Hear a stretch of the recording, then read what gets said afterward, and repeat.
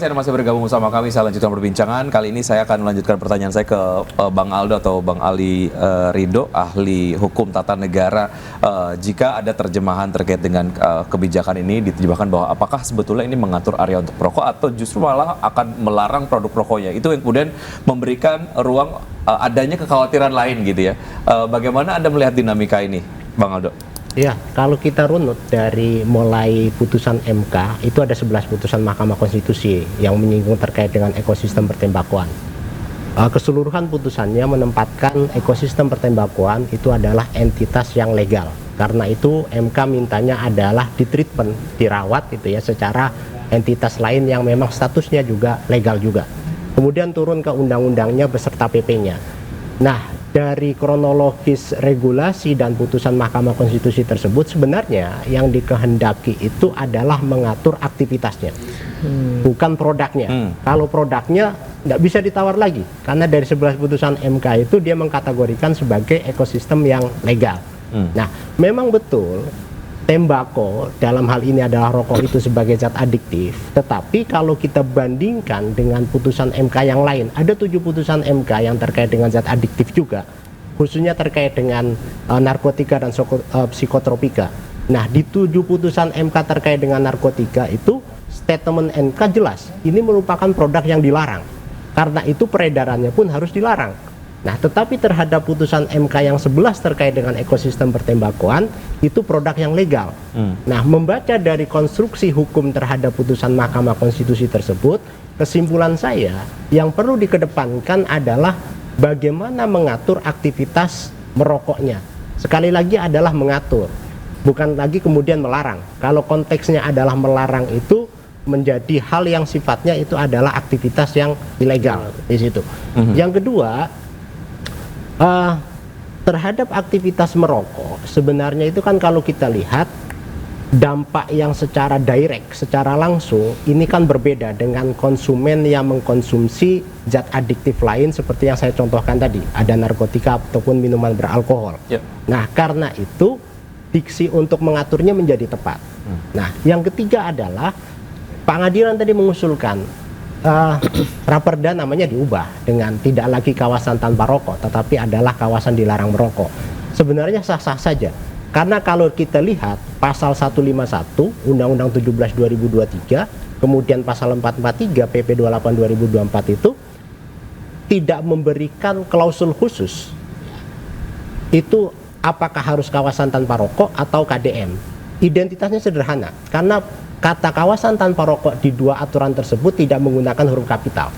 Nah, dalam peraturan perundang-undangan itu ketika tidak digunakan huruf kapital itu sebenarnya pembentuk aturan menghendaki silahkan mau dibentuk namanya aturan apapun. Open discussion gitu ya. Open legal policy kalau bahasanya. Nah, yang terpenting adalah aktivitasnya itu bisa teratur sebenarnya dengan syarat-syarat yang tertentu sebagaimana yang ditentukan dalam. Saya ke pengadilan. Pengadilan selain mengatur terkait dengan jarak 200 meter dari sekolah dan juga tempat yang ditentukan ya, RPTRA juga ini kemudian menjadi satu titik awal 200 meter dari situ tidak boleh ada yang berjualan rokok gitu ya di Raperda ini ya. Nanti mungkin tempat bermain anak, bukan Oke, baik. Ada juga peraturan terkait dengan larangan iklan ataupun pemajangan rokok di 200 meter dari tempat-tempat tadi begitu. Bagaimana Anda melihat ini juga adalah sebagai sebuah dampak yang kayaknya juga akan berpengaruh negatif kepada teman-teman pedagang? Kalau berpengaruh negatif terhadap teman-teman pedagang itu jelas merasa ada. Tetapi apabila itu dilakukan dengan baik, disosialisasikan dengan baik, bagaimana agar semua pihak itu bisa diakomodir, saya pikir itu dimungkinkan.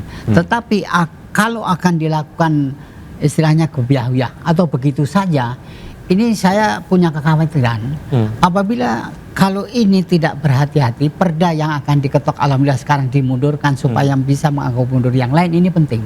Karena jangan sampai terjadi sebagaimana saya sampaikan Pak Dewan tadi, ada perda yang diketok palu yang sebenarnya merugikan masyarakat khususnya pedagang. Jangan sampai ini nanti diketok juga di tikungan. Kami sudah banyak memberikan masukan, sudah ada konstituen lain memberikan masukan, tiba-tiba di tukangan akhir di mana diketoknya kita nggak tahu. Artinya dipastikan di momen penundaan ini betul-betul mengakomodir ataupun mendengar input dari teman-teman yang belum itu sempat harus diakomodir agar Baik. supaya kalau kawasan tanpa rokok dengan kawasan dilarang merokok ini tadi kan harus jelas ini. Baik. Karena ini perlu ada ahli bahasa yang akan menerjemahkan ini dan ini akan mengakomodir semua pihak. Baik, Seperti baik. itu. Saya ke Pak Arman. Pak Arman, sebelum saya ke Bang Lubis. Pak Arman, tadi Anda menyinggung mengenai beberapa pihak lah ya yang terlibat ataupun stakeholders dari industri rokok di Indonesia. Sebagaimana kita tahu ini adalah salah satu industri yang menyerap tenaga kerja, kemudian juga investasinya juga besar, menyumbang pendapatan kepada negara begitu. Tapi ketika ini kemudian diterapkan, banyak pihak-pihak yang kemudian akan merasa dirugikan lah, petani cengkeh, petani tembakau, industri juga, pedagang dan lain sebagainya. Lalu sebetulnya siapa yang paling dirugikan terkait dengan ini menurut point of view Anda? Iya, sebetulnya kalau kita melihat hulu hilir tadi itu ya, dalam ekosistem pertembakauan tadi itu, mulai dari para petani, produsen sampai bahkan masyarakat itu sendiri, menurut kami itu kita bisa lihat bahwa itu dirasakan oleh semua stakeholders tadi soal kerugiannya, gitu ya.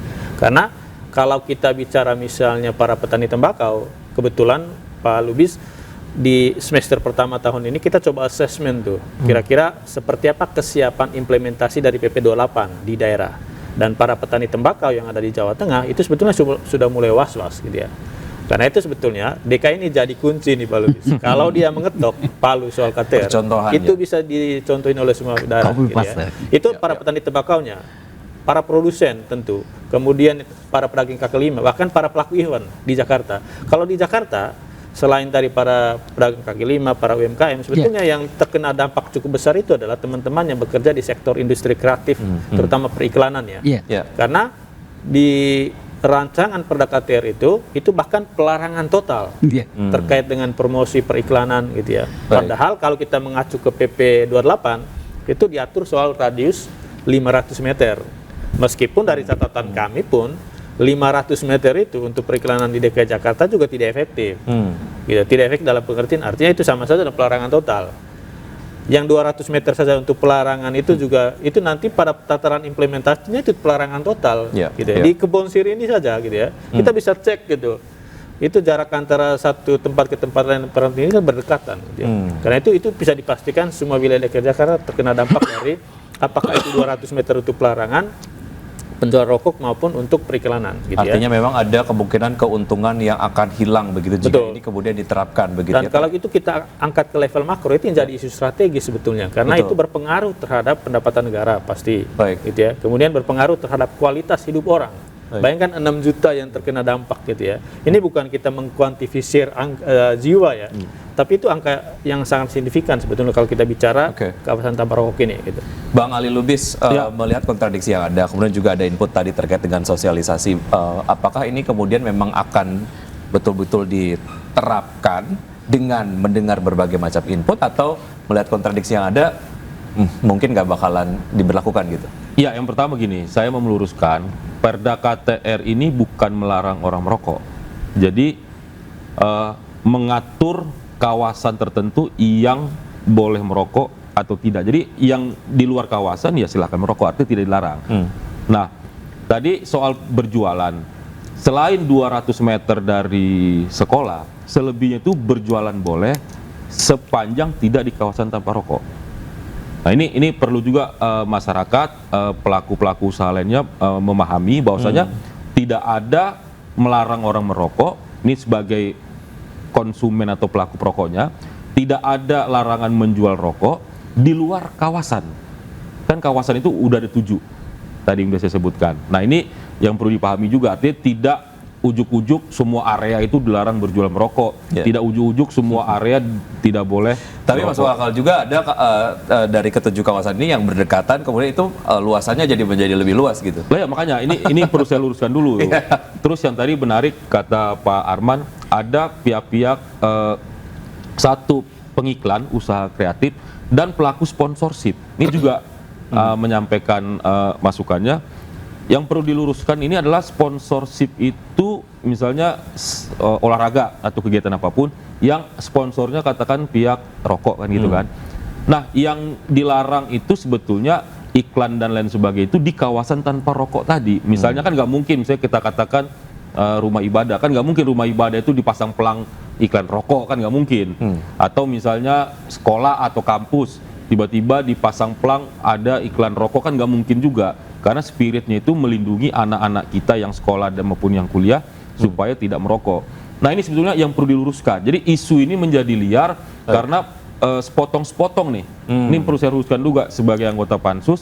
Jadi kekhawatiran yang berlebihan ini sebetulnya isunya itu sepotong-sepotong. Tadi Pak Ngadiran sudah sampaikan 200 meter itu, taunya mereka isunya itu pokoknya radius 200 meter semua hal. Ternyata isu terkait di sekolah, ruangan tertentu. Tapi isunya terkait dengan Pak Arman misalnya pelaku usaha rokok, itu tetap boleh berdagang, tetap boleh berusaha. Yang nggak boleh itu rokok ilegal, produksi rokok ilegal nggak boleh. Tapi kalau rokok ilegal ya boleh. Tadi udah disampaikan juga sama Pak Ali Ridho, putusan MK itu memang rokok ini ilegal. Yang kita mau atur itu adalah tempat, kawasan. Ini sebagaimana dengan negara-negara maju. Nah, ini yang pertama. Yang kedua tadi terkait dampak ekonomi dan lain sebagainya, saya melihat ini memang perlu dikaji juga. Karena apa? Kan spirit kita ini oke lah untuk kesehatan.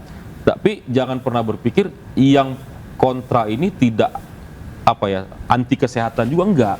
Jadi maunya kita ini, saya secara pribadi itu kenapa minta ini ditunda agar peraturan ini bisa berkeadilan sosial. Artinya tidak berdampak dengan pelaku usaha, tidak berdampak dengan para pedagang, tidak berdampak juga dengan tempat-tempat atau usaha-usaha yang tempatnya bakal dijadikan tempat merokok. Saya bilang tadi ada warteg, ada warkop, ada warung kaki lima. Dan jangan sampai juga partisipasi publik seperti yang disampaikan Pak Ali Ridho dalam suatu pembuatan peraturan yang maupun undang-undang dan sebagainya. Jangan sampai ada pihak-pihak atau stakeholder yang tidak dilibatkan, ini juga tidak boleh.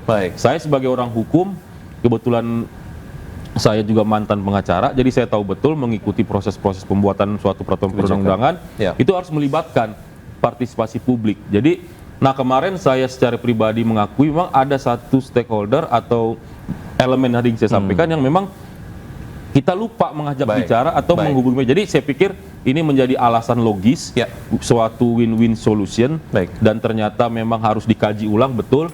Kita harus cek juga ke lapangan. Memang ini saran saya juga sebagai anggota dewan, sebagai sekaligus anggota pansus, kalau bisa jangan buru-buru, karena kita harus mengkaji ulang dan lain sebagainya. Ternyata ada hal-hal lain yang luput ketika pembahasan kemarin. Itu kan dari point of view Anda, tapi kalau point of view dari Pak Arman sendiri mungkin atau enggak sih ada win-win solution, karena pengakuan ataupun mungkin mendengar tadi beberapa pendapat yang sudah disampaikan bahwa ya kayaknya akan ada potensial loss deh. Kita akan lanjutkan usai jeda berikut ini, dan pemirsa tetap bersama kami akan segera kembali.